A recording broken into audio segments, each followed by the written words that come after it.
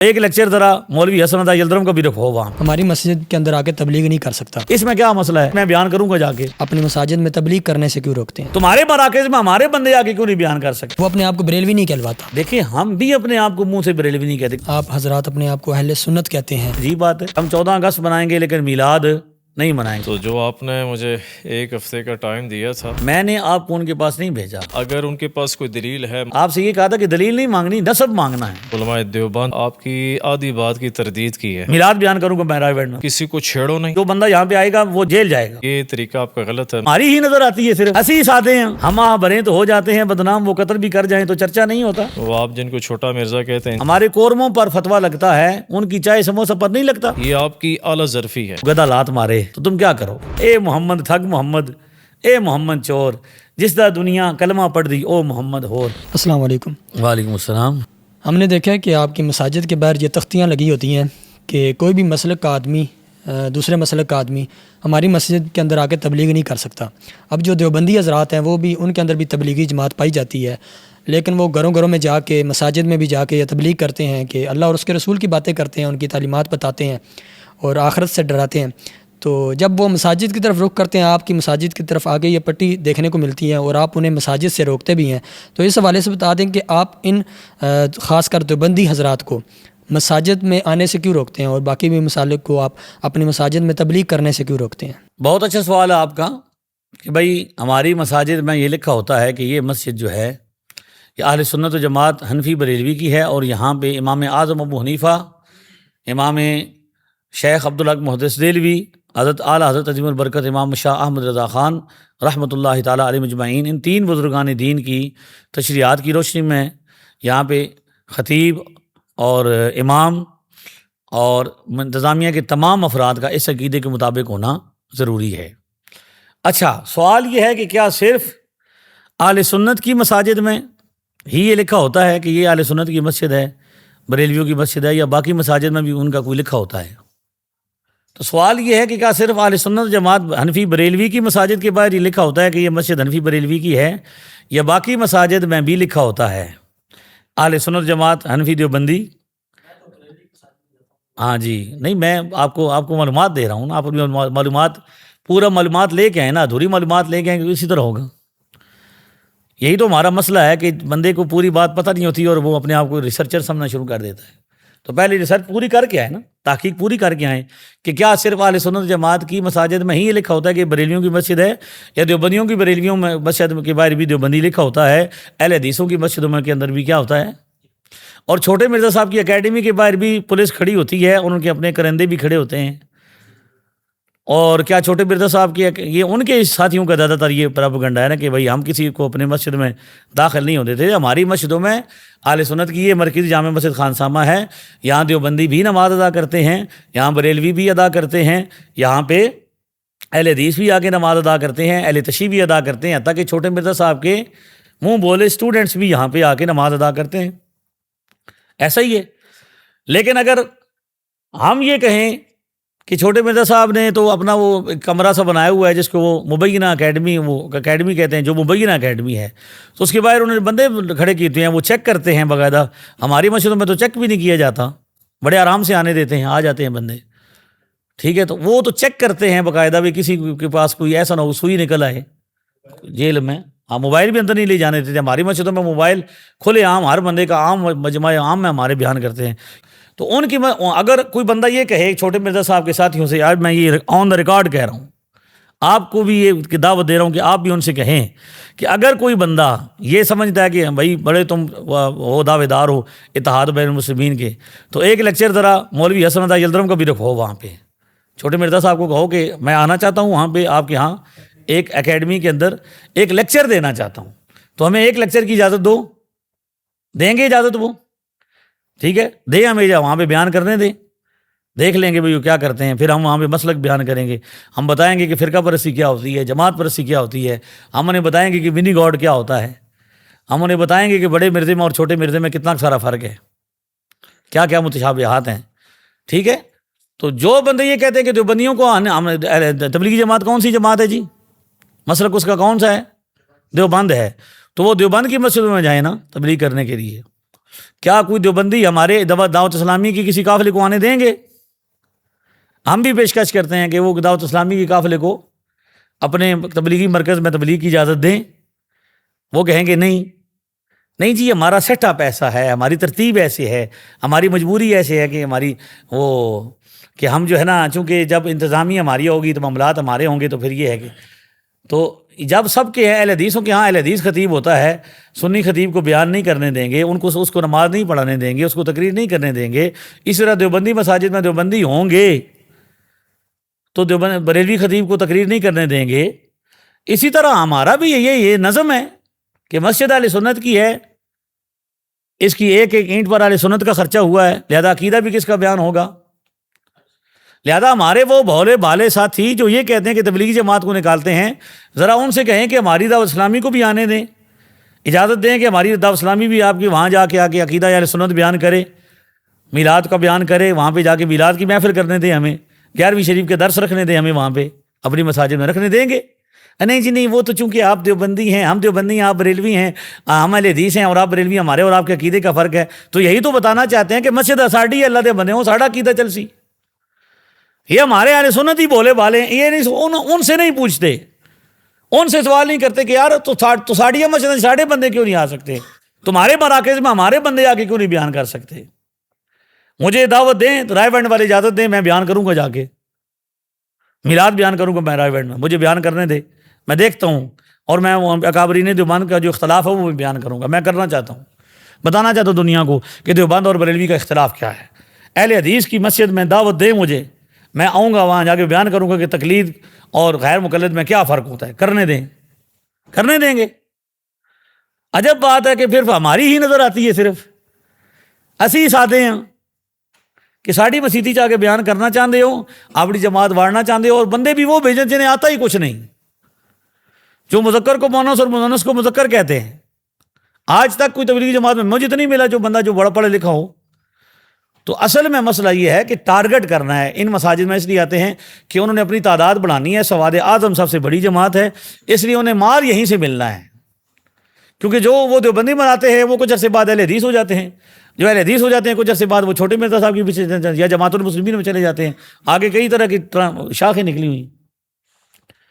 تو سوال یہ ہے کہ وہ ہم سے مطالبہ کرتے ہیں کہ ہماری تبلیغی جماعت کو کیوں نکالتے ہو, ہمیں بھی اجازت دیں کہ ہماری دعوت اسلامی وہاں پہ جا کے ان کے ہاں بیان کرے, ہمارے علماء اہل سنت وہاں پہ جا کے دیوبندیوں کی مسجد میں بیان کریں گے, ان کے مراکز میں جا کے بیان کرنے کی اجازت دیں.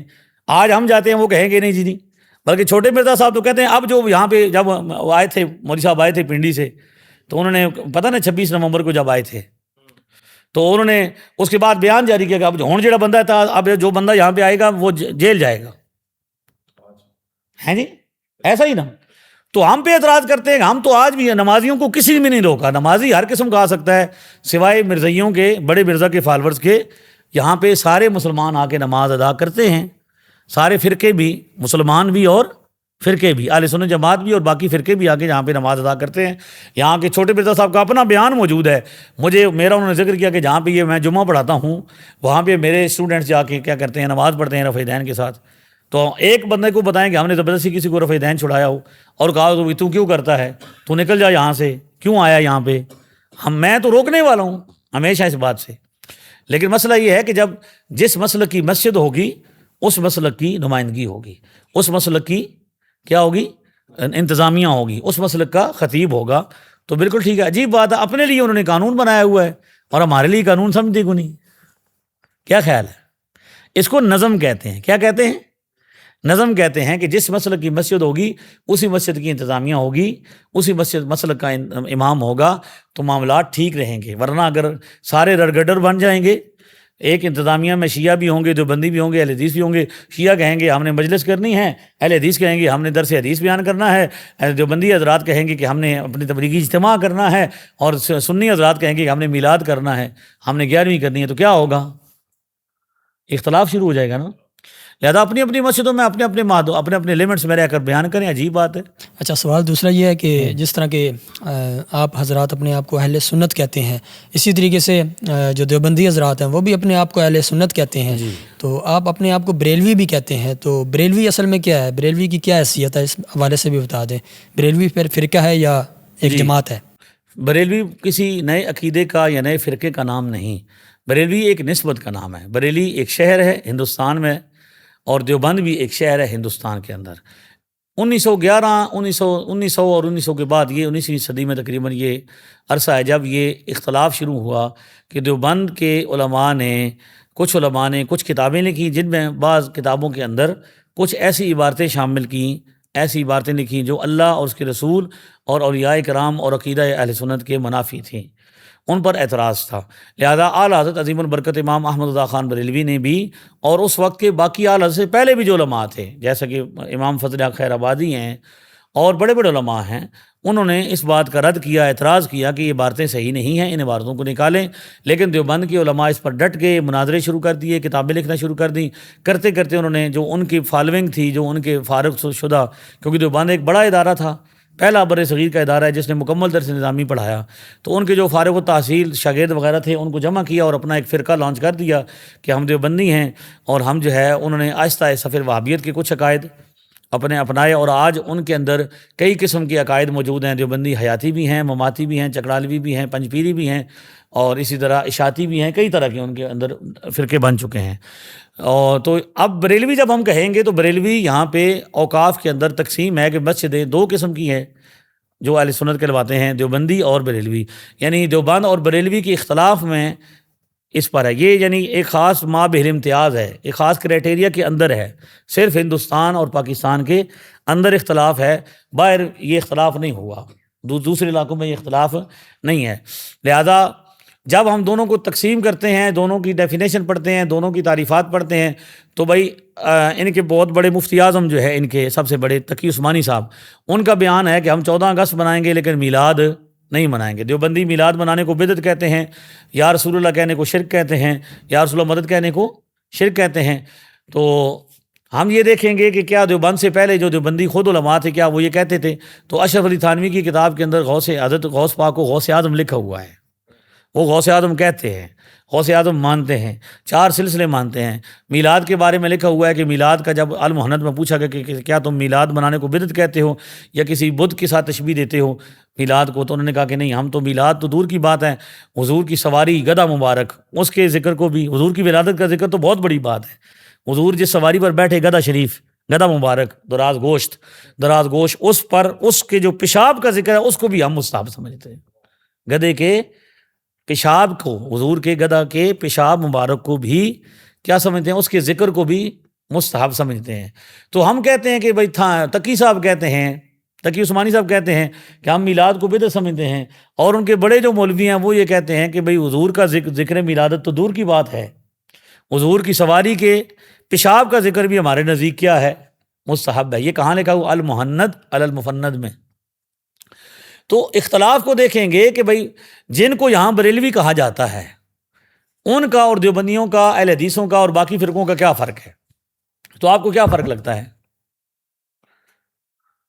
موٹا سا کوئی 2 باتیں موٹی میلاد کا، یعنی میلاد کا فرق ہے کہ بھائی دیوبندی حضرات میلاد نہیں مناتے، اہل حدیث حضرات میلاد نہیں مناتے، شیعہ حضرات میلاد نہیں مناتے، اسی طرح چھوٹے مرزا صاحب بھی میلاد، چلو فرقے بھی ساتھ میں لے کے چل رہے ہیں، فرقے بھی اور فرقے بھی.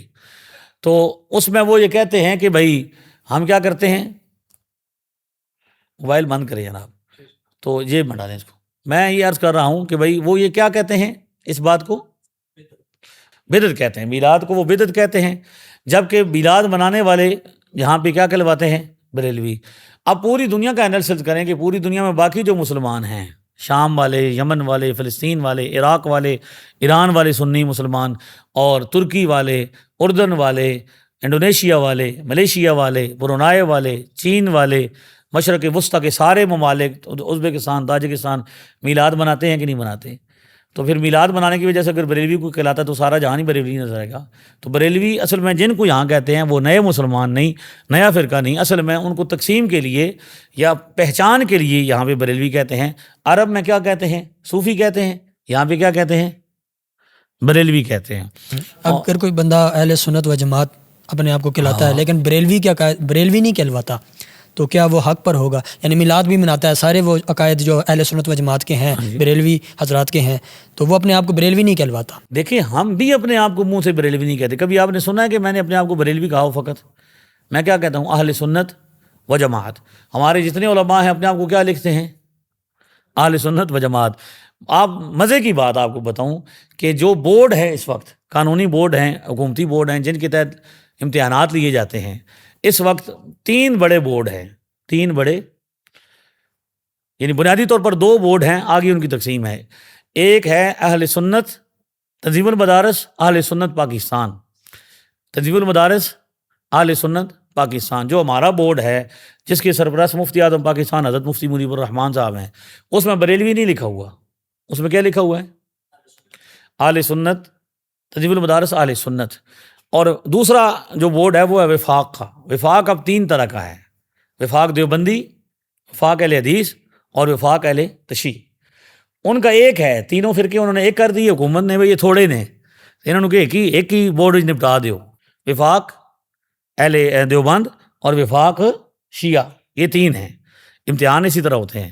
لیکن سنیوں کے لیے، ہمارے لیے انہوں نے ایک الگ بورڈ بنایا جس کا نام کیا رکھا؟ تنظیم المدارس اہل سنت پاکستان. تو الحمدللہ اس سے بھی پتہ چلا کہ ہم تو اپنے آپ کو اہل سنت کہتے ہیں. یہ حکومتی وفاق کی تقسیم ہے. جب وفاق جو حکومت میں جب ریکارڈ کے طور پر عدالت میں جب رکھا جاتا ہے بھی اتنی مسجدیں ہیں اہل حدیثوں کی، اتنی مسجدیں ہیں، اب وہ سنی لکھیں گے تو سنی تو وہ بھی اپنے آپ کو کہلاتے ہی ہے نا، کہلوانے سے تو ہے نا. اب حکومت تو مناظرہ تو نہیں نہ کرے گی، حکومت فرق کرے گی کہ دونوں اہل سنت کہلواتے ہیں، تو پھر اس میں یہ بریلوی ہیں اور یہ کیا ہیں؟ دیوبندی ہیں. یہی وجہ ہے کہ جب گولڑا شریف گیا حکومت کا نمائندہ، اس وقت مسجدوں کا وہ تقسیم ہو رہی تھی، تو گولڑا شریف میں حضرت بابو جی سرکار موجود تھے. تو بندہ جب حکومت کا نمائندہ گیا تو انہوں نے کہا جی آپ بریلوی ہیں، یہ دیوبندی ہیں، ہم نے لکھنا ہے. تو جو مولوی صاحب ساتھ بیٹھے ہوئے تھے، فیض صاحب جنہوں نے مہر منیر لکھی، انہوں نے کہا جی ہم نہ بریلوی ہیں نہ دیوبندی ہیں، ہم گولوی ہیں. تو بابو جی نے، حکومت کا جو نمائندہ تھا، اس نے کہا بھئی یہاں تو 2 ہی لکھے ہوئے ہیں جی، یا دیوبندی لکھا ہوا ہے یا بریلوی لکھا. تو میاں حضرت بابو جی سرکار نے فرمایا کہ بھائی لکھ، بھائی ہم بریلوی ہیں، کوئی مسئلہ نہیں. یعنی انہوں نے بھی اپنی بصیرت سے یہ پہچان لیا کہ بھئی اگر ہم دیوبندی لکھوائیں گے تو مزار میلاد وغیرہ یہ ساری چیزیں تو وہ نہیں مانتے، اور بریلوی وہ ہیں جن کو حکومت بریلوی کہہ رہی ہے، تو ان کو کیا کہا جاتا ہے؟ اہل سنت کہا جاتا ہے. لہذا بریلوی مسلک نہیں ہے، بریلوی مذہب نہیں ہے، بریلوی نسبت ہے. جو مخالفین بھی ہمیں کہتے ہیں اور ہم نے اس کو بڑے دللے سے قبول کیا، ہمیں کوئی مسئلہ نہیں، ہم کیا ہیں؟ بریلوی ہیں. ہمارے امام کا مسکن کیا ہے؟ بریلوی ہے. جی مفتی صاحب بہت شکریہ، آپ نے موقع دیا ہے سوال کرنے کا. تو کیونکہ فاسألوا اہل ذکر ان کنتم لا تعلمون، آپ علماء کرام کی شایان شان ہے. تو جو آپ نے مجھے 1 ہفتے کا ٹائم دیا تھا، تو جیلم شہر ظاہر ہمارا بھی علاقہ ہے، آپ کا بھی ماشاءاللہ. تو یہاں علماء دیوبند اور علماء تشیع سے ملاقاتیں کی ہیں میں نے انڈیویجول بھی. تو میں نے ان سے عرض کیا کہ مفتی حسن یلدرم صاحب حافظ اللہ تعالیٰ فرما رہے ہیں کہ ان سے تحقیق کریں کہ ان کا جو نسب ہے، جیسے آپ نے جو ویڈیو کل اپلوڈ کی تھی وہ ان تک پہنچائی ہے، تو پیچھے سے جو ہے ان کی جو قدیمی اور کثیر تعداد ہے وہ اہل سنت ہے. تو وہ انہوں نے آپ کی آدھی بات کی تردید کی ہے. انہوں نے کہا جی ایسے بالکل نہیں ہے، ہم بریلوی. پہلی بات میں یہاں پہ ایک تصحیح کر دوں، میں نے آپ کو ان کے پاس نہیں بھیجا. جی بالکل آپ نے بلکہ آپ نے سوال کیا تھا جی جی کہ بھائی اس طرح تو وہ بھی کہیں گے، تو میں نے کہا تھا کہ آپ مجھے ایک نمونہ پیش کریں گے، ایک مثال پیش کریں گے کہ جو بندہ دیوبندی ہے یا اہل حدیث ہے یا اہل تشیع ہے تو اس کے باپ دادا بھی صدیوں تک کیا تھے. میں نے آپ کو نہیں بھیجا، آپ خود گئے. بالکل آپ نے نہیں بھیجا. تو وہ کہہ رہے ہیں، ہاں جی وہ عرض کر رہے ہیں، وہ فرما رہے ہیں، وہ علماء کرام دیوبندی جو ہیں فرما رہے ہیں کہ یہ ایسی بات نہیں ہے. ہم جو ہیں امام ابو حنیفہ رحمۃ اللہ تعالیٰ علیہ کے یعنی کہ مسائل میں تقلید کرتے ہیں، اور ہمارے جو مولانا اشرف علی تھانوی صاحب یا مولانا رشید احمد گنگوئی صاحب، یہ یعنی کہ ایک تحقیق کا نام ہے، وہ تو اعلیٰ حضرت کی تقلید کرتے ہیں. تو ہم میلاد اور یہ مزار جو ہے اس کی تردید نہیں کرتے، لیکن ہم اس کو اچھا بھی نہیں سمجھتے ہیں. تو اگر ان کے پاس کوئی دلیل ہے مفتی حسن رضا یلدرم صاحب حافظ اللہ تعالیٰ کے پاس، تو ہمیں وہ قرآن و سنت سے دلیل دیں. اور ہم جو ہیں اہل سنت والجماعت ہیں. وہ کہتے ہیں وا جماعت، تو والجماعت ہیں. تو اس پر ان کی آپ کے اوپر اعتراض، وہ مجھ سے بھی ناراض ہوئے علماء، کہتے ہیں یہ طریقہ آپ کا غلط ہے. میں نے کہا میرا کوئی طریقہ غلط نہیں، میں تو سوالی بن کر گیا ہوں. پبلک سیشن ہے، سب آ سکتے ہیں اس میں. یہ ان کا اعتراض تھا، تو اس پر آپ کیا فرمائیں گے؟ جی ٹھیک ہے، ہو گیا سوال آپ کا؟ جی دوسرا ایک سوال، دو سوال سر. دوسرا کر دیں ساتھ ہی. جی دوسرا سوال یہ ہے مصعب کہ وحدت امت پر اتحاد بین المسلمین پر آپ نے جو ماشاءاللہ بھی ایڈریس کی ہے، پچھلا جو آپ کا تھا خطاب وہ بھی بڑا ماشاءاللہ امیزنگ تھا. آپ کے اندر اللہ تعالیٰ نے للہیت رکھی ہے، تقویٰ رکھا ہے، اور آپ ماشاءاللہ بڑے رونے دھونے والے اچھے انسان ہیں. ویسے تو میں ادھر وہ آپ جن کو چھوٹا مرزا کہتے ہیں انجینئر محمد علی مرزا، تو ایسے ان کی اکیڈمیز میں جب میں لاسٹ ٹائم بھائی کو بتا رہا تھا گیا تھا، تو انہوں نے مجھے انٹر نہیں ہونے دیا. جی انہوں نے کہا جی آپ نے ہم سے اختلافات کیے، اور وہ ایک بندہ آیا لاہور سے، اس نے پیشاب کیا تھا، حالانکہ میں نے نہیں کروایا، یہ اللہ گواہ، اللہ مسجد میں کھڑے ہیں. تو آپ کا اعلیٰ ظرف ہے کہ آپ سے 2 سال پہلے جیسے بھائی بتا رہے ہیں کہ آپ کے بارے میں غلط یا اسٹیٹمنٹ ایسی دی، پھر بھی آپ علماء نے مجھے ادھر یعنی کہ موقع دیا سوال کرنے کا. یہ آپ کی اعلیٰ ظرفی ہے، یہ آپ کے اوپر اللہ تعالیٰ نے آپ کو یہ دی ہے. گزارش یہ کہ وحدت امت پر جو آپ نے ایڈریس کیا ہے، تو اس میں آپ نے فرمایا تھا کہ کسی کو چھیڑو نہیں تو اپنا یعنی کہ چھوڑو نہیں. تو اگر اسی پر ہم چلتے رہیں تو اور جو مسالک کے یعنی کہ آپ کہہ رہے ہیں پیروکار ہیں دیوبندیوں کے، اہل حدیث کے، شیعہ کے، وہ بھی کسی کو نہیں چھیڑے، جو معتدل ہیں، کیا وہ بھی پھر رائٹ پر ہیں؟ کیا وہ بھی پھر صراط مستقیم پر چل رہے ہیں؟ بس یہ تھا. جزاکم اللہ خیر. آپ کا بہت شکریہ. پہلی بات تو یہ کہ آپ نے جو کہا کہ بھئی آپ کو انہوں نے وہاں سے نکالا یا پھر جو بھی آپ کے ساتھ سلوک کیا ہے، اب یہ تو ظاہر اس کے وہ ذمہ دار ہیں. دعویٰ ان کا یہ ہے کہ ہم بڑے اخلاق والے ہیں. تو بناوٹی چیزوں میں اور اصل چیزوں میں فرق ہوتا ہے. ایک چیز بناوٹ کے طور پر اختیار کی جائے، اگر حلم اور تحمل مزاجی اور نرم مزاجی یہ بناوٹی ہو تو زیادہ دیر قائم نہیں رہتی.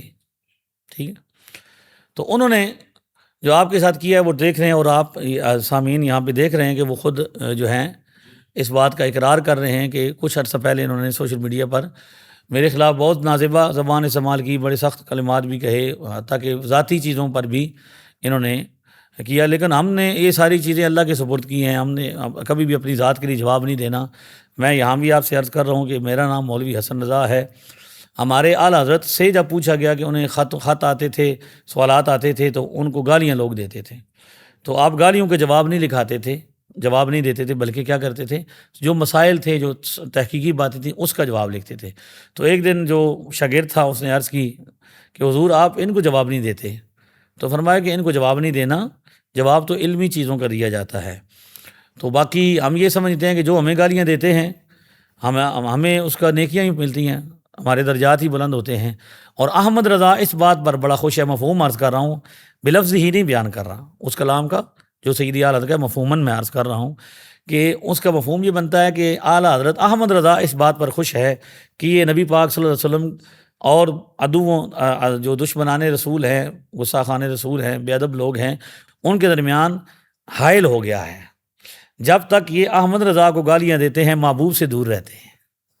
تو احمد رضا اس بار خوش ہیں کہ یہ ڈھال بن گیا ہے. تو مولوی حسن رضا بھی اس بات پر خوش ہے. اعلیٰ حضرت کے قدموں کی خاک ہے، خاک کے برابر بھی نہیں ہے کہ ہمیں گالیاں دیتے ہیں. یعنی آپ کا نہیں، باقی بھی جتنے بھی سوشل میڈیا پر چھوٹے مرزا صاحب کی جو تربیت یافتہ لوگ ہیں، وہ میمز بنانے والے ہیں، ان کو میمز بنانے کی وہ ترغیب دیتے ہیں. ان کا مذہبی میم سازی پر ہے، وہ مذہبی میم ہے، مذہبی میم ہے وہ ایک. تو لہذا ان کا جو ہے وہ اپنا ایک منہج ہے، اپنا طریقہ کار ہے. ہمارا منہج یہی ہے کہ ہم نے صرف جو چیز ضرورت کی ہے ہم اس پر بات کریں، اپنی ذات کا دفاع نہیں کرنا. یہاں پر مرزا غالب کی ایک بات بھی آپ کو بتا دوں کہ انہیں بھی خط آتے تھے تو کچھ لوگ شعروں کی صلاح لیتے تھے. کچھ لوگ جو ہیں وہ کیا کہتے تھے کہ ہمارا جو ہے وہ تنقید کرتے تھے، کچھ لوگ جو تھے وہ گالیاں ہی دیتے تھے. تو مرزا غالب جو ہے وہ گالیوں کے جواب نہیں دلواتے تھے، باقی چیزیں جواب لکھواتے تھے. تو ایک دن اس خادم نے کہا بھئی آپ گالیوں کے جواب نہیں دیتے. تو مرزا غالب کا اپنا سٹائل تھا، اس نے کہا بھئی بتاؤ بچے، اگر تمہیں کوئی گدھا لات مارے تو تم کیا کرو گے؟ تو اس لیے ہمارا منہج یہی ہے. آپ کا شکریہ کہ آپ پھر بھی آتے ہیں، اور آپ کا چلو ایک سوچ ہے، فکر ہے. ہماری آپ سے یہی ریکویسٹ ہے کہ آپ ایسا کردار ادا کریں جس میں مسلمان ٹوٹے نہیں، مسلمان جڑیں، اور اچھے طریقے سے جو مسلمان یعنی جو چیزیں سمجھیں ان کو فالو کریں، آبزرو کریں. آپ چونکہ سب کے پاس جاتے ہیں، آپ کو وصیت کر رہا ہوں کہ آپ جو ہیں وہ سب کو سنیں اور انصاف کے ساتھ غیر جانبدار ہو کر سنیں کہ کس بندے کی جو بات ہے وہ انصاف پر مبنی ہے. میرے ابا و اجداد میں ہمارا قبیلہ ہے راجپوت کھوکھر. تو ہمارے والد صاحب نے مجھے بتایا شجرہ جو لکھا ہوا ہے، اس میں جو شجرہ لکھا ہوا ہے وہ راجہ کلک حاکم بھیرا تک جاتا ہے. وہ ہندو تھا بندہ. تو اس کے ایک بیٹوں میں ایک بیٹے کا نام تھا جیک میر، ہندو تھا. اس نے سب سے پہلے بابا فرید الدین گنج شکر کے ہاتھ پر کلمہ پڑھا. ٹھیک ہے. تو ہماری نسل کو مسلمان کرنے والے بابا فرید الدین گنج شکر ہیں، جن کو اگر آپ آج بھی پوچھیں گے وہ کون تھے تو چھوٹے مرزا صاحب کہیں گے کہ وہ بریلوی تھے. ہے جی، یعنی عجب بات نہیں. کبھی آپ نے غور کیا ہے؟ یعنی یہیں سے آپ کو ہم بتاتے ہیں کہ ہم کتنے پرانے ہیں. کہ آپ نے کبھی غور کیا کہ وہ داتا صاحب کی بات کو بھی کس کے کھاتے میں ڈالتے ہیں؟ کشف المحجوب کس کو کہتے ہیں کہ جواب دو؟ ہمیں کہتے ہیں نا، جو بریلوی حضرات کو، سنیوں کو کہتے ہیں کہ بریلوی جواب دیں کہ داتا صاحب جو ہیں ان کو جو ہے یہ انہوں نے اپنی کتاب میں لکھا. حالانکہ داتا صاحب جب پیدا ہوئے تو وہ پیدا ہوئے ہیں 400 ہجری میں، اور وصال ہے 465 ہجری میں. اور اعلیٰ حضرت جن کی وجہ سے بریلوی کہتے ہیں وہ 1900 میں ہیں، وہ 14ویں صدی میں ہیں. ایسا ہی ہے. اس کا مطلب ہے داتا صاحب بھی بریلوی تھے. ٹھیک ہے. خواجہ صاحب، خواجہ ہندوستان جو ہیں، ان کا جو ہے وہ 534 پیدائش ہے ہجری، اور 633 ان کی وصال ہے. حضرت باعزیز السامی پر ٹاؤنٹ کرتے ہیں، ان کو نعوذ باللہ بدتمیزی کرتے ہیں، ان کو بھی ہمارے خاتمے میں. وہ پہلی صدی میں، دوسری صدی میں پیدا ہوئے، 188 ہجری میں، دوسری صدی کے بزرگ ہیں. اور ان کا وصال ہے 261 میں. امام بخاری کے ہم عصر ہیں. کس کے؟ امام بخاری کے زمانے میں بریلوی تھے. ہے جی. اگر یعنی بریلوی ہونے کا یہ مطلب ہوا تو اچھا جی. اسی طرح وہ کہتے ہیں سری سکتی رحمۃ اللہ علیہ، ان کا بھی نام لیتے ہیں. تو سری سکتی 155 ہجری میں پیدا ہوئے ہیں. امام ابو حنیفہ کی جو پیدائش ہے ان کے 5 سال بعد جا کے، اور 253 میں ان کا وصال ہے. اچھا، جنید بغدادی کا نام وہ لیتے ہیں. تو جنید بغدادی کی پیدائش 216 میں ہے، اور 297 میں ان کا وصال ہے. رابعہ بصریہ رحمۃ اللہ علیہ کا وہ اکثر ٹونٹ کرتے ہیں ان پر، ان کا مذاق اڑاتے ہیں. ان کی پیدائش 95 ہجری میں ہے. کب ہے جی؟ اور 185 میں وہ فوت ہوئی. میں نے آپ کو ان سب بزرگ ابھی صرف چند بزرگوں کا بتایا ہے، صرف چند بابوں کا اور ایک مائی کا بتایا ہے. چند بابوں کا اور ایک مائی کا بتایا. تو یہ سب کو کن کے کھاتے میں ڈالتے ہیں؟ ان بزرگوں کو ہمارے کھاتے میں کہ یہ بریلویوں کے بزرگ ہیں. اس کا مطلب یہ کہ وہ خود بھی مان رہے ہوتے ہیں کہ ہمارا جو ریکارڈ ہے بریلویوں کا وہ پرانا ہے. یہ سب سے بڑا ثبوت ہے. ہم نے آپ کو کہا تھا کہ میں نے کہا کہ ہمارا جو بندہ مسلمان ہوا وہ بابا فرید کے ہاتھ پر مسلمان. بابا فرید جو ہے ہاتھ ناف کے نیچے باندھتے تھے.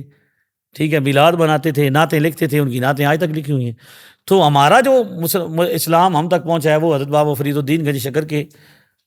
اور اسی طرح کسی بھی قبیلے کو اٹھا لیں آپ، چب راجپوت ہیں تو ان کا بابا جو ہے وہ بیٹھا ہوا ہے. کیا نام ہے اس بابے کا؟ بابا شادی شہید. تو لقب ہے ان کا، راجہ شاداب خان نام تھا اس کا. تو وہ بھی ایک بابے کے ہاتھ پر مسلمان ہوا. تو یہاں راجاؤں کے ہیں بڑ وڈیرے، جٹوں کے بڑ وڈیرے ہیں. پہلا مسلمان جو ہوا ہے ہندو سے ہندوستان میں، وہ ایک اولیاء اللہ نے اس کو کیا کیا ہے، ولی اللہ نے اس کو کیا کیا ہے، مسلمان کی ہے. تو میں آپ کو، میرے والد صاحب نے مجھے 18 پشتیں بتائی تھیں جو عالم دین اور شیخ الحدیث ہیں، لگاتار مجھ سے لے کر دادا جتنے میرے ہوئے ہیں. تو میں تو بتا سکتا ہوں، کسی بھی سنی کو کہتا ہوں وہ اپنا ریکارڈ بتائے گا کہ پیو دادا جب سے مسلمان ہیں تب سے سنی ہیں. لیکن بتائیں نا بھائی، ایک بھی بندہ، میلاد والے اور میزار والے، ایک بندہ بھی بتائیں کہ جو یہ کہتا ہے کہ بھئی ہم دیوبندی ہیں، ہم اہل حدیث ہیں، ہم غیر مقلد ہیں، ہم اہل تشیع ہیں، اور نسل در نسل اس طرح ہیں۔ ہم نے ان سے دلیل نہیں مانگی تھی، آپ سے یہ کہا تھا کہ دلیل نہیں مانگنی، نسب مانگنا ہے، شجرہ نسب بتائیں۔ میں نے آپ کو کہا قاضی مظہر صاحب ان کے ہیں نا، قاضی مظہر صاحب کے والد صاحب بریلوی تھے، یعنی سنی تھے، میلاد منانے والے تھے، میلاد کے بھی قائل تھے، اور انہوں نے دیوبندیوں کا رد لکھا ہے ہدایت المسلمین میں، ان کی پوری تقریر ہے جس میں انہوں نے پوری نظم لکھی ہے وہابیوں کے رد میں۔ عبداللطیف جیلمی صاحب کے والد صاحب دادا پردادا کا نام لے لیں، وہ کیا تھے ان سے پوچھ لیں آپ جا کے، لمبا تو بات ہی کو نہیں ہے، لمبا تو مسئلہ ہی کو نہیں ہے کسی بھی۔ یہ عبدالعبید عامر صاحب کے پاس چلے جائیں، ابھی کون ہیں، ان کو کہیں کہ آپ اپنے پردادا کا ریکارڈ دیں وہ کیا تھے۔ اہل حدیث کے ایک مولوی صاحب ہیں یوسف پسروری صاحب، وہ بڑا شوق سے کہتے ہیں کہ میں بھی اہل حدیث وہابی، میرا باپ بھی اور میرا دادا بھی۔ میں نے کہا اپنا بھی بتاتے ہو، باپ کا بھی بتاتے ہو، دادا کا بھی بتاتے ہو، یہ کیوں نہیں بتاتے، پردادا کا نام کیوں نہیں لیتے؟ کہ اسلام دادا سے شروع ہوا تھا، اسلام تو پہلی صدی سے شروع ہوا نا، تو لہذا جہاں سے مسلمان شروع ہوئے وہاں سے بتانا شروع کرو۔ بات سمجھ آ رہی ہے؟ چھوٹے مرزا صاحب کے والد صاحب کیا ہیں؟ سیالوی ہیں، آپ کی ملاقات ہے، سیال شریف سے بیعت ہیں، نعتیں پڑھتے ہیں، سلام پڑھتے ہیں، میلاد کے قائل ہیں، دادا جی بھی پردادا جی بھی، ہم تو یہی کہتے ہیں۔ بس ہمارا صرف باقی رہا بھی دلائل والا، تو دلائل تو ہم دیتے ہیں، آلریڈی ہم دے رہے ہیں، کتابیں لکھتے ہیں کہ میلاد بھی ثابت ہے، مزار بھی ثابت ہے۔ پچھلی دفعہ میں نے بخاری شریف سے نہیں میلاد مزار ثابت کیا، یہ ایک الگ چیز ہو گیا۔ ٹھیک ہے جی۔ مفتی صاحب سے سوال یہ ہے کہ آپ نے ابھی حدیث پاک بیان کی تھی کہ 72 فرقے جہنم میں جائیں گے اور ایک جو جماعت ہے وہ جنت میں جائے گی، تو کیا یہ 72 فرقے ہمیشہ کے لیے کافروں اور منافقوں کی طرح ہمیشہ جہنم میں رہیں گے اور خلود فی النار ہوگا، یا اپنی فرقہ واریت کی سزا بھگت کر جنت میں واپس آئیں گے؟ آپ کا بڑا اہم سوال ہے، بڑا علمی سوال ہے جی، ماشاءاللہ سبحان اللہ کہیں آپ سب۔ حضرت نے بڑا زبردست سوال فرمایا کہ بھائی جب حضور نے فرمایا کہ یہ فرقہ ہیں اور فرقے جہنم میں جائیں گے، تو کیا خلود فی النار ہمیشہ ہوگا، ہمیشہ جہنم میں رہیں گے، یا وہ ان میں سے جو ہے وہ جنت میں بھی واپس جنت میں بھی آئیں گے؟ تو اس کا جواب یہ ہے کہ بھئی پہلی بات تو یہ ہے کہ یہ اللہ تعالیٰ کے ابدی اور ازلی علم کے اندر ہے کہ کس کا انجام کیسے ہونا ہے، اور کس کا خاتمہ ایمان پر ہوا اور کس کا خاتمہ کفر پر ہوا۔ اب اگر بدعقیدگی اس درجے کی ہے جو حد کفر تک پہنچ گئی، جیسے کہ سید اعلیٰ حضرت نے بڑا تفصیل کے ساتھ، لوگوں نے اعلیٰ حضرت کو پڑھا ہی نہیں، اگر اعلیٰ حضرت کو ایمانداری سے پڑھ لیا جائے الحمدللہ سارے مسئلے حل فرما کے گئے ہیں۔ بدعقیدگی اگر حد کفر تک پہنچ جائے، حد کفر تک پہنچے، بھی کفر میں پر بندہ اتنا گندا عقیدہ ہو گیا تھا، اب کفر ہی ہے، تو ظاہر ہے جس کا خاتمہ کفر پر ہوا وہ تو قرآن سے بھی اور حدیث سے بھی ثابت ہے کہ خالدین فیہا ابدا، اس میں ہمیشہ رہیں گے۔ لیکن اگر بدعقیدگی اس درجے تک نہیں پہنچی ہے تو اب پھر معاملہ یہ ہے کہ بھئی وہ کفر والی خاتمہ یا کفر والا انجام تو نہیں ہے، لیکن اب وہ یہ دیکھا جائے گا کہ وہ گمراہ ہے تو کس درجے کا گمراہ ہے۔ اب یہ پھر اللہ تعالیٰ ہی کی ذات کا معاملہ ہے کہ وہ کس کو کس درجے میں عذاب دے گا، کس کو کتنا عذاب دے گا، کس کو کتنا رکھے گا۔ لہٰذا حدیث شریف میں ہے کہ بندہ جو ہے نا یہ جنتیوں والے عمل کرتا رہتا ہے، مفہوم اس کا میں عرض کر رہا ہوں، حتیٰ کہ تقدیر سبقت کر جاتی ہے اور آخر میں کیا ہو جاتا ہے، جہنمی۔ اور اسی طرح جنتیوں والے عمل کرنا شروع کرتا ہے تو آخر میں کیا ہوتا ہے، اس کو ختم ہو جاتا ہے وہ معاملہ اس کا، اور وہ جنت میں چلا جاتا ہے۔ تو اس پر تو اب اللہ تعالیٰ کی ذات ہی صحیح جانتی ہے کہ کس کا خاتمہ، کس کا عقیدہ کیا ہے۔ ہمارے لیے عمل ہے، جو لین دین ہے، معاملات ہے، معاشرت ہے، وہ ظاہر پر ہے کہ ایک بدعقیدہ ہے، وہ بدعقیدگی پر ہے، تو ہم نے اس کے ساتھ معاملات وہی کرنے ہیں جو حدیث شریف میں ہے کہ عقیدہ سے دور بھی رہنا ہے، اس کی صحبت بھی اختیار نہیں کرنی، اور اسے جو ہے نا اس کے پاس بھی نہیں جانا۔ عام آدمی کے لیے یہی حکم ہے۔ آپ نے فرمایا کہ ہم پہلی صدی کے مسلمان ہیں، اہل سنت۔ جی، علماء اہل حدیث اور دیوبند کو سنیں تو وہ بھی کہتے ہیں کہ ہم بھی پہلی صدی کی طرف لوٹنا چاہتے ہیں۔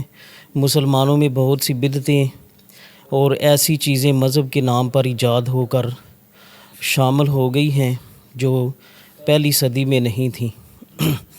اس میں ہمارے علماء بھی کچھ باتوں کو تسلیم بھی کرتے ہیں، جس طرح اذان کے ساتھ درود شریف ہے تو ہمارے علماء تسلیم کرتے ہیں کہ یہ سلطان صلاح الدین ایوبی رحمۃ اللہ علیہ کے حکم پر جاری ہوا ہے، یعنی اونچی آواز میں جو رواج ہو گیا ہے۔ اسی طرح علامہ شامی نے لکھا ہے کہ فرض نمازوں کے بعد جو ہاتھ اٹھا کر اجتماعی دعا ہے، یہ رسول اللہ صلی اللہ علیہ وسلم کے 200 سال کے بعد ممالک اسلامیہ میں اس کا رواج ہو گیا تھا۔ اسی طرح میلاد شریف کے بارے میں ہم تسلیم کرتے ہیں کہ جو مروجہ میلاد ہے، جس رواج کے تحت ہم کرتے ہیں، محفلیں سجاوٹ وغیرہ کرتے ہیں یا جلوس، یہ اربل کے بادشاہ ملک مظفر نے جاری کیا تھا۔ اس کے بعد مسلمانوں میں زیادہ اتنی بڑی سطح پر رائج ہوا ہے۔ اسی طرح جو بزرگان دین کے عرس ہیں، وہ پہلی صدی میں نہیں ہوئے، نہ رسول اللہ صلی اللہ علیہ وسلم کا نہ خلفائے راشدین کا عرس ہوا ہے۔ تو جو عرس ہیں، اسی طرح عامت المسلمین ہیں، ان کے لیے جو باقاعدہ رواج کے تحت پابندی کے ساتھ ہو رہا ہے کہ تیجا، 40واں، 10واں اور برسی کے ختم، یہ بھی پہلی صدی میں نظر نہیں آتے۔ تو ان کا تو دعویٰ یہ ہے کہ ہم ان چیزوں کو چھوڑ کر ہم پہلی صدی کی طرف لوٹ رہے ہیں، سنت کی طرف لوٹ رہے ہیں۔ بڑا زبردست سوال آپ کا، اور بڑا علمی اور تحقیقی سوال آپ کا، اللہ آپ کو جزائے خیر دے۔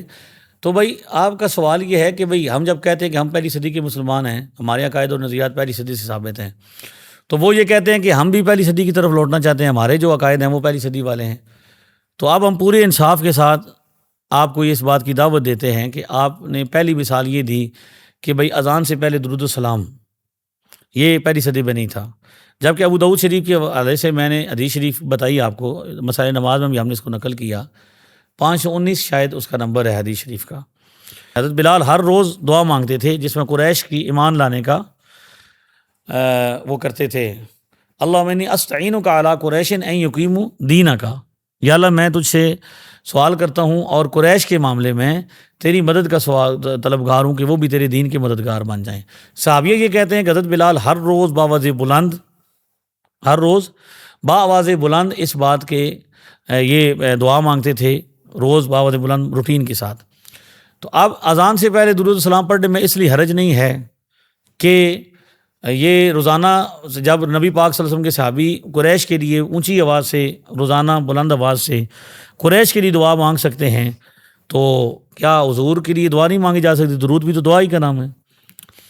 اور حضرت بلال کے کسی اس امر کو کسی صحابی نے بدعت بھی نہیں کہا۔ ہم نے یہ مان لیا کہ جس مروجہ انداز سے آپ کہہ رہے ہیں کہ سلطان مظفر سے شروع ہوا یا کوئی کام بھی جو ہے وہ پہلے شروع ہوا، تو ہمارا سوال یہ ہے کہ جب میلاد شروع ہوا اس انداز سے، حالانکہ تصور تو اس کا موجود تھا، اصل تو قرآن و سنت کے اندر موجود تھی، تو کیا کسی اس وقت کے کسی ایک عالم دین نے بھی اس پر بدعت ہونے کا فتویٰ لگایا، ناجائز ہونے کا فتویٰ لگایا؟ یعنی علامہ سخاوی ہوں یا ابن حجر ہوں، ابن حجر مکی ہوں، ابن حجر حتمی، ابن حجر اسقلانی ہوں، علامہ بن عابدین شامی ہوں، سب نے رسالے لکھے ہیں، ابن کثیر نے بھی اس پر رسالہ لکھا ہے۔ تو اس وقت کے علماء نے کہا کہ اگرچہ یہ سلطان مظفر نے اس انداز سے شروع کیا، لیکن اس پر بدعت سیئہ ہونے کا فتویٰ، ناجائز ہونے کا فتویٰ نہیں لگایا، بلکہ اس کو بدعت حسنہ قرار دیا۔ اس کو کیا کہا کہ اچھا طریقہ ہے، کیا ہے؟ جیسا کہ تراویح کے بارے میں۔ لہذا میلاد کے بارے میں وہ ہر صدی سے وہی موقف نکال کے لائیں جو جس طرح یہ بدعت سیئہ کہتے ہیں، برا کہتے ہیں، وہ نکال کے لگائیں۔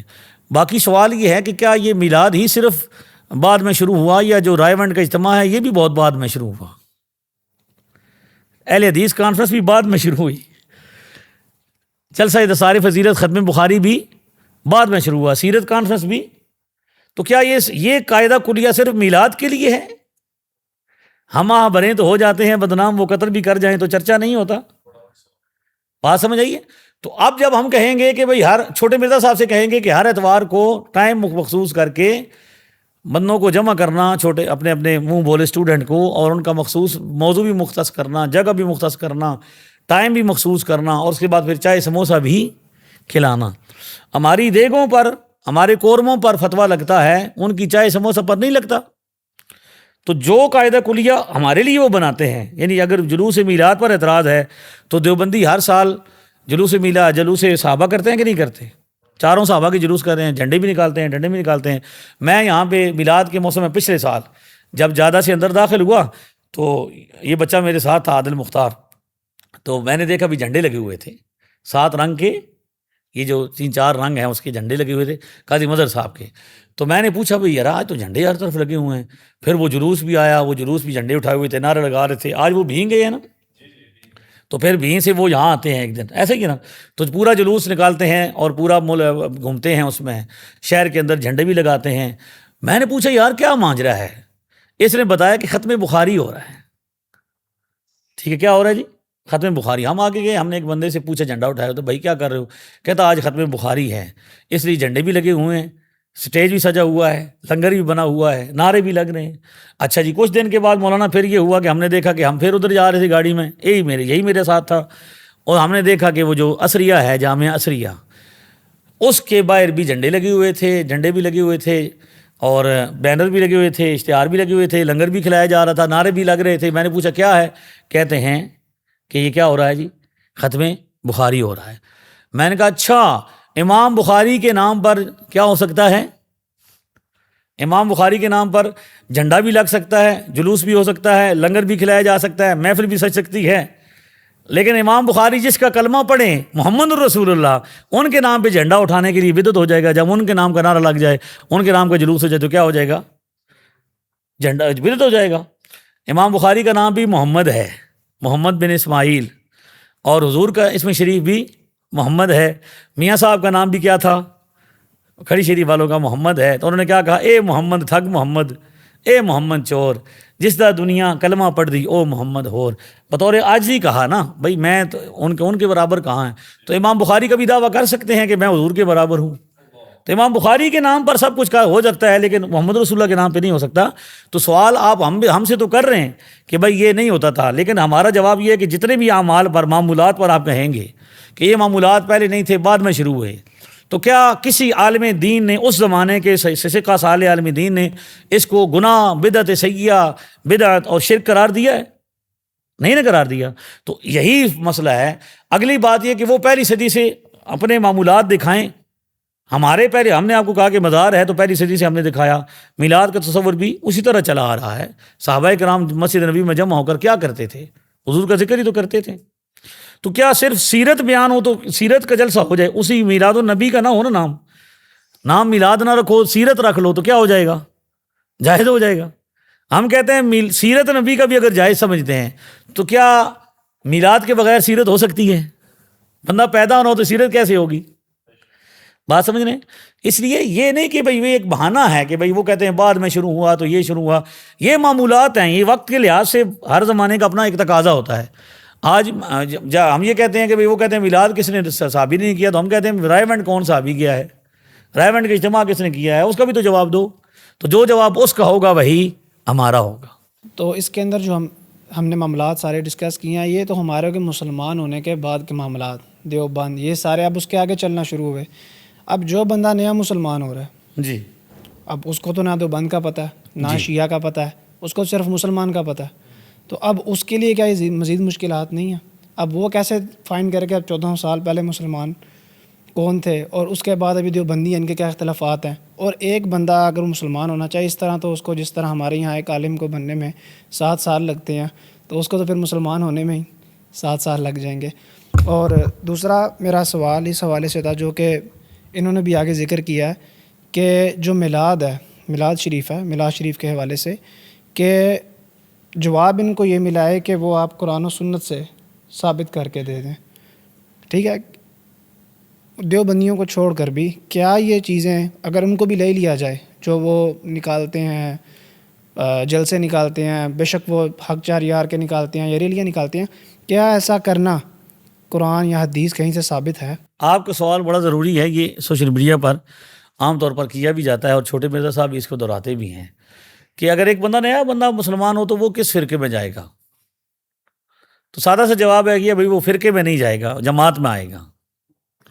سمپل سادہ جواب کیا ہے کہ فرقے سارے جہنم میں جائیں گے اور جماعت کدھر جائے گی. ابھی حدیث ہی سنائی آپ کو کہ اختلاف ہے نا. ابن ماجہ 3950 نمبر روایت, حضور نے ارشاد فرمایا ان امتی لا تجتمع علی ضلالۃ, امت کا بڑا طبقہ کبھی گمراہی پر جمع نہیں ہوگا, زیادہ مسلمان کبھی گمراہ نہیں ہوں گے. اب وہ آئے گا اور دیکھے گا, نیا نو مسلم دیکھے گا کہ حدیث میں تو یہ آیا کہ سب سے بڑا طبقہ کون سا ہے, جو تعداد کے لحاظ سے زیادہ ہوگا وہ کیا ہے؟ اہل حق ہے. تو وہ بالکل آنکھیں بند کر کے ریسرچ مارے، گوگل سے پوچھے، چیٹ جی ٹی پی سے پوچھے، جیمنائی سے پوچھے، جتنے بھی تحقیق کے جدید ذرائع ہیں سب سے پوچھے کہ اس وقت مسلمانوں کی پاپولیشن سب سے زیادہ کون سی ہے. تو گوگل، مفتی گوگل صاحب بھی یہی بتائیں گے، حضرت چیٹ جی ٹی پی صاحب بھی یہی بتائیں گے، مولانا جیمنائی صاحب بھی یہی بتائیں گے کہ بھائی جو صوفی ازم کے ماننے والے ہیں، 4 سلاسل کے ماننے والے ہیں، 4 اماموں کے ماننے والے مسلمان ہی اصل میں سب سے زیادہ تعداد میں ہیں. لہذا اگلا مسئلہ، اذا رأیتم اختلافا فعلیکم بالسواد الاعظم، سب سے بڑا طبقہ جو تعداد میں جب اختلاف ہو جائے تو نئے آنے والے بندے کو تو دعوت دی جا رہی ہے، جو پہلے سے ہی مسلمان ہے اس کے تو مسئلہ نہیں ہے. فاذا رأیتم اختلافا فعلیکم بالسواد الاعظم، جب آپ یہ دیکھو کہ اختلاف شروع ہو گیا تو کیا کریں گے؟ سب سے پرانی قدیم جماعت کو کیا کریں گے؟ فالو کریں گے. اب پاکستان کس جماعت نے بنایا جی؟ بھائی مسلم لیگ نے بنایا. ایسا ہی ہے جی، پاکستان بننے کے بعد بہت ساری جماعتیں آ گئی ہیں اور سب نے کہا کہ ہم نظریہ پاکستان والے ہیں. تو اب بہت ساری جماعتیں ہیں اس ایسی، تو کون سی جماعت ایسی جو کہے کہ میرا وجود تو پاکستان کے وقت بھی تھا؟ تو وہ مسلم لیگ ہی ہوگی جو یہ کہے گی. میں اس کی کسی مسلم لیگ کا حامی نہیں اس وقت، میں ویسے ہی بتا رہا ہوں کہ اس وقت جو جماعت تھی وہ کون سی تھی؟ مسلم لیگ تھی. اسی طرح ہم نے یہ دیکھنا ہے کہ نبی پاک صلی اللہ تعالی وسلم سے جو نظریات چلے صحابہ کرام کے بعد، اور اس وقت تعداد کے لحاظ سے جو سب سے پرانے مسلمان ہیں، سب سے زیادہ ہیں، ان کو دیکھے گا، وہ آ کے ریسرچ کرے گا. باقی وہ کنکریڑی پر بھی ریسرچ کر لیتے ہیں، ایک چھپکلی پر ریسرچ کرتے ہیں، اس کی جلد پر ریسرچ کرتے ہیں، مینڈک پر ریسرچ کرتے ہیں، اس پر مچھلی پر ریسرچ کرتے ہیں. تو انہیں اس بات پر ریسرچ کرنے میں کوئی ٹائم نہیں لگے گا کہ مسلمانوں کا سب سے قدیم اور کثیر طبقہ کون سا ہے. لہذا ہم اسے کہیں گے کہ نہ ہماری مانو نہ کسی فرقے کی مانو، بلکہ خود ریسرچ کرو کہ مسلمانوں کا سب سے پرانا گروہ کون سا ہے اور سب سے زیادہ گروہ کون سا ہے. تو وہ بھی کہنے پہ مجبور ہو جائے گا. انگریز ریسرچر نے بھی، جس نے چائنا پر جا کے کی تحقیق کی ہے، مختلف ملکوں میں کیمرہ لے کے پہنچ جائے، ایک ڈاکومنٹری اس پر بھی بنائیں. یہ ویڈیو لگے گی نا بعد میں، تو میں یہ دعوت دے رہا ہوں کوئی ریسرچر ایسا بھی اٹھے، بھئی ایک چھپکلی کے پیچھے بھاگتے ہو، ایک مگرمچھ کے پیچھے بھاگ پڑتے ہو، کبھی یہ بھی چیک کرو کہ مسلمانوں کا سب سے پرانا گروہ کون سا ہے. سب سے پرانا گروہ کون سا ہے؟ میں نے آپ کو بتایا نا کہ میں اپنا اور یعنی والد صاحب سے لے کر سارے جتنے جہاں تک مسلمان ہیں سب کا دکھا سکتا ہوں کہ سب اہل سنت تھے، دربار والے تھے، مزار والے تھے، صوفیاء والے تھے، تصوف والے تھے. آپ بھی بتا سکیں گے، ان میں بیٹھا ہوا سارے سنی بتا سکیں گے، لیکن یہ بات کوئی فرقہ نہیں بتا سکے گا. لہذا نو مسلم جائے گا اور کہے گا یو آر نیو مسلم اور you are first Muslim of first century, who are Muslim first century ہے جی. جو کیا ہوں گے جی؟ مسلم آف فرسٹ سینچری ہوں گے، پہلی صدی کے مسلمان ہوں گے، جن کے عقائد و نظریات کیا ہوں گے؟ پہلی صدی سے ثابت ہوں گے، نسباً بھی نسلاً بھی. ٹھیک ہے، وہ کیا ہوں گے؟ اہل حق ہوں گے. اس میں تو کوئی پرابلم نہیں ہے، فارمولہ حضور دے کے گئے ہیں، ہم وہی پیش کر رہے ہیں. دوسرا آپ کا سوال یہ تھا کہ بھئی یہ میلاد منانا یا مجالس کرنا، محافل کرنا، تو اس کو جائز یا ناجائز کہنے کے لیے، اس کو سمجھنے کے لیے یہ ضروری ہے. بنیادی طور پر یہ دیکھا جائے گا کہ میلاد دراصل کیا ہے، میلاد کی ڈیفینیشن کیا ہے. ہر وہ محفل مجلس جس میں کچھ لوگ جمع ہوں، اس میں قرآن پاک کی تلاوت ہو، اس کے بعد نعت شریف پیش کی جائے، پھر بیان ہو، اور خاص طور پر مجلس مولود یا مجلس میلاد جو آج کل رائج بھی نہیں رہی، بہت کم ہو گئی ہے. عرب میں آج بھی قائم ہے، یہاں نہیں ہے، بہت کم ہے. انشاءاللہ ہماری اکیڈمی بنی، ہماری مسجد بنی تو ہم اس میں انشاءاللہ وہ اس طرز کا میلاد بھی کر کے دکھائیں گے جو شروع ہوا تھا، کہ خاص طور پر اس تذکرہ ہو حضور کی ولادت کا، کہ حضور علیہ السلام کس شان سے تشریف لائے، جب آپ کی ولادت ہوئی تو کیا کیا معجزات ہوئے، کیا کیا آپ کی ولادت سے تبدیلیاں آئیں، اور سیدہ آمنہ نے کیا خواب دیکھے، سیدہ آمنہ سے حضور کس شان سے تشریف لائے، اس کا بیان، تاکہ لوگ جب سنیں تو کیا ہو، انہیں پتہ چلے کہ حضور ہماری کس شانوں سے آئے ہیں. اس میں کوئی ناجائز ہونے والی بات ہے؟ کوئی ایسی بات ہے جو قرآن سے ٹکرا رہی ہو؟ کوئی ایسی بات ہے جو حدیث سے ٹکرا رہی ہو؟ بلکہ صحابہ کرام تو خود حضور نے اگر یہی میلاد ہے تو کیا حضور نے اپنا میلاد نہیں بیان کیا؟ علامہ صاحب آپ بتائیں، کیا حضور نے اپنے پوری ولادت کے وقت کا حال نہیں بیان کیا کہ میں وہ ہوں، عیسیٰ کا خواب ہوں، میں عیسیٰ کی بشارت ہوں، اپنی والدہ کا وہ خواب ہوں جو انہوں نے دیکھا، اور پھر حضور نے پورا اپنا شجرہ بھی بتایا اور ولادت کی ساری خبریں بھی بتائیں. اور صحابہ کرام نے اس کو بیان کیا. صحابہ کرام بیٹھ کے اس کا تذکرہ کرتے تھے, اور یہ بڑا ضروری بھی تھا کہ آئندہ آنے والی نسلوں کو پتہ چلے کہ ہمارے آقا کس شان سے تشریف لائے ہیں. آج کے نوجوان کا آئیڈیل کیا ہے, کون ہے جی؟ وہ بل گیٹس ہے, فلاں انگریز ہے, فلاں انگریز ہے, کیونکہ ان کا بتایا جاتا ہے, ان کا تذکرہ ہوتا ہے, ریپیٹ ہوتا ہے بار بار, اسکول میں بھی وہی بتایا جاتا ہے, ٹی وی پر بھی وہی چل رہا ہوتا ہے, اور معاشرے میں وہی ڈسکس ہوتا ہے. لہذا نوجوان کیا کہتا ہے, میرا آئیڈیل کیا ہے, یہ فلانا انگریز ہے. لیکن اگر مسلمانوں کو بتایا جائے بھئی ہم رسول اللہ صلی اللہ علیہ وسلم کے ماننے والے ہیں, جو تشریف لائے تو جو کئی صدیوں سے آتش کا جلا ہوا تھا وہ بجھ گیا, اور کسریٰ کے جو محل تھا اس کے جو کنگرے تھے وہ کیا ہو گئے, گر گئے. 12ویں کے چاند کا مجرا ہے سجدہ نور کا, 12 برجوں سے جھکا ایک ایک ستارہ نور کا. ٹھیک ہے, تو یہ تیری آمد تھی کہ بیت اللہ سجدے کو گرا, تیری ہیبت تھی کہ ہر بت تھر تھرا کر گر پڑا. یہ ہے نا کہ حضور تشریف لائے تو بت کیا ہو گئے, سجدے میں گر گئے. خانہ کعبہ جو ہے وہ کیا ہو گیا, وہ جھوم رہا تھا, اس پر جھنڈے لگ گئے, بیت المقدس پر جھنڈے لگے. یہ بیان ہے, اس چیز کا نام میلاد ہے. اس میں کیا مسئلہ ہے؟ عجب بات ہے کہ یہ بتایا جائے کہ حضور تشریف لے کے گئے غاروں میں, مزاروں میں, آپ نے فلاں جگہ تبلیغ کی, یہ بتایا جائے تو یہ ناجائز نہیں ہوتا. اور یہ بتایا جائے کہ حضور اس شان سے تشریف لائے, یعنی نہ حضور آنے میں ہم جیسے ہیں, نہ حضور دنیا سے جانے میں ہم جیسے ہیں. اسی کو مجلس کہتے ہیں. لہذا صحابہ کے نام پر بھی اگر کوئی بندہ جلوس کر لے, اہل بیت کے نام کا جلوس کر لے, یا جمع ہو جائیں اور عظمت اہل بیت کا اظہار کریں, عظمت صحابہ کا اظہار کریں, پاکستان کے لیے جھنڈے نکالے جا سکتے ہیں, تو ان پاک نسبتوں کی کیوں نکالے جا سکتے؟ صرف یہ دیکھا جائے گا کہ کوئی غیر شرعی حرکت نہ ہو جو شریعت سے ٹکرا رہی ہو. میلاد کے اندر بھی اب یہ بھی ایک بہانہ ہے. المحند میں دیوبندی حضرات نے کہا کہ میلاد ہم مناتے ہیں, سمجھتے ہیں, لیکن یہ جو مناتے ہیں اس میں منکرات ہیں, غلط باتیں شریک ہو گئی ہیں, اس لیے ہم نہیں کرتے. تو میں نے ان کو جواب دیا, بھائی دیکھو نکاح سنت ہے کہ نہیں ہے؟ حضور نے کیا ارشاد فرمایا, النکاح من سنتی, نکاح میری سنت, فمن لم یعمل سنتی فلیس منی, جو ہماری سنت پر عمل نہیں کرے گا وہ ہم میں سے نہیں ہے. لیکن نکاح کے اندر لوگوں نے گانا باجا, ڈانس, عورتوں مردوں کا اختلاط اور بے حیائی کی رسمیں نکالی ہیں کہ نہیں نکالی؟ میں تو ایک شاگرد کی شادی میں گیا تو مجھے تو پتہ چلا کہ میں کسی انگریز کی شادی میں چلا گیا ہوں. ہیں جی, اب میں نے کہا خدا کا خوف کرو, مولویوں کی اولاد ہو, واپس آؤ. تو وہاں بھی میں نے جب دیکھا کہ یہ ہو رہا ہے, مولوی ہیں تو یہ مولویوں کی اولاد ہیں اور انہوں نے یہ کیا ہوا تھا. اب آج کل غلط رسم رائج ہیں کہ نہیں ہیں؟ تو کیا نکاح ختم کیا جائے گا یا غلط رسم کو ختم کیا جائے گا؟ نکاح تو اسی طرح سنت ہے, غلط رسم کو کنڈیم کیا جائے گا.